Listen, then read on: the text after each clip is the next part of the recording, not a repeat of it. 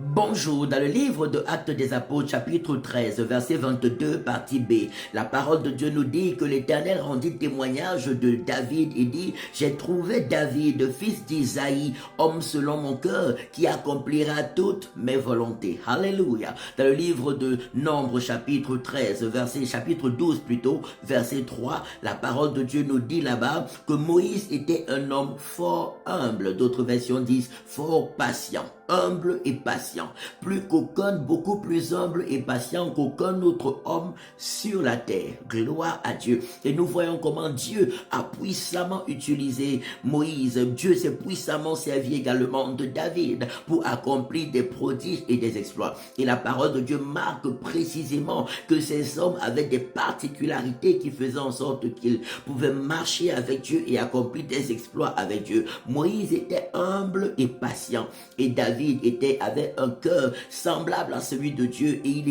il était dévoué à accomplir tous les desseins de Dieu, toute la volonté de Dieu.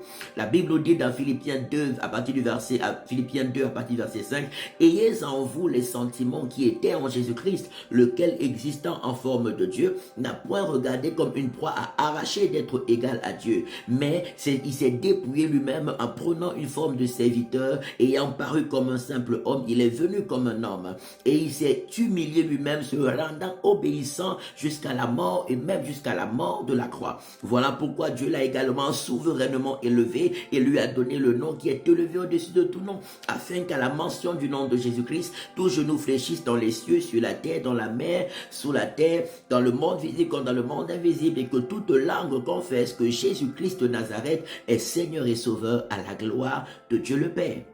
Philippiens 2, verset 5 au verset 11. Donc, on voit ici les caractéristiques nécessaires pour être puissamment utilisé par Dieu dans sa génération et même pour les générations à venir. L'humilité, la douceur et le cœur disposé à accomplir toute la volonté de Dieu. Accepter prendre la forme d'un serviteur pour accomplir les desseins de Dieu. Obéir à Dieu même jusqu'au prix de sa propre vie.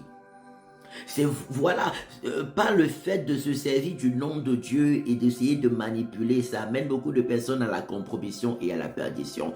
Que Dieu nous aide à être ses serviteurs remplis d'humilité et de douceur. Que Dieu nous aide à être ses serviteurs remplis de désir, de soif et de zèle d'accomplir toute la volonté de Dieu. Que Dieu nous aide à prendre la forme des serviteurs et à accepter servir même auprès de nos vies pour la gloire de l'Éternel, pour la gloire du Seigneur Jésus-Christ. Que Dieu nous aide à nous dépouiller de nous-mêmes et à nous consacrer entièrement et totalement à lui, qu'on ne garde rien pour nous, mais que tout ce qu'il nous a donné, que cela serve à la gloire de son Saint-Nom, au nom puissant de Jésus-Christ de Nazareth.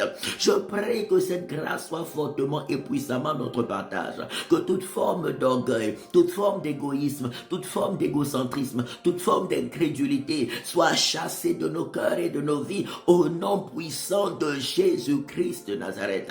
Que la présence de Dieu remplisse nos cœurs, la joie de le suivre et de le servir remplisse nos cœurs. Que la convoitise du monde, la convoitise des yeux, l'orgueil de la vie soit chassé de nos cœurs et de nos vies au nom puissant de Jésus-Christ de Nazareth. Que l'Éternel nous aide à demeurer dans la dépendance et la consécration totale au Seigneur Jésus-Christ afin de vivre comme il attend de nous et de régner avec lui dans sa gloire et sa majesté pour l'éternité au nom de Jésus-Christ de Nazareth. Amen, amen, amen.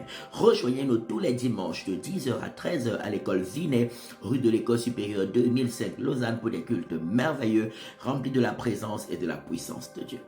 N'oubliez pas le spécial programme de délivrance et restauration des familles, samedi 8 mars 2025 et dimanche 9 mars, samedi 8 mars à partir de 14h et dimanche 9 mars à partir de 13h. C'est des moments puissants de délivrance des liens et des œuvres de l'ennemi, de magie, de sorcellerie, et c'est surtout les points sur lesquels on va beaucoup prier pour toutes les personnes qui seront là et partager la parole de Dieu et les révélations de Dieu. L'entrée est gratuite. Soyez bénis. Shalom, shalom et shalom.